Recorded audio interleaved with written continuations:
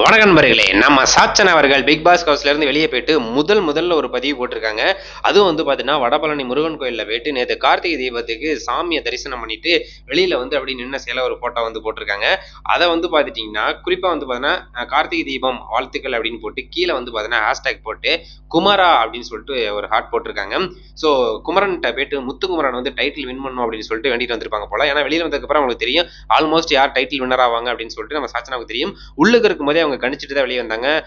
முத்து விட்றாத முத்து, நீ தான் வின் பண்ணணும், விட்றாத டைட்டில் ரொம்ப முக்கியம் அப்படின்னு சொல்லிட்டு ரொம்பவே அழுது ஃபீல் பண்ணி வந்து பார்த்துட்டீங்கன்னா, நம்ம முத்துக்குமரன் டைட்டில வின் பண்ணணும் அப்படின்னு சொல்லிட்டு அங்கவே சொல்லிட்டு வந்திருப்பாங்க நம்ம சாச்சன் அவர்கள். ஸோ வெளியே வந்ததுக்கப்புறம் ஆல்மோஸ்ட் தெரிஞ்சிருக்கும். ஸோ முத்து அவர்கள் தான் டைட்டில் வின் பண்ணுவாங்க அப்படின்னு சொல்லிட்டு.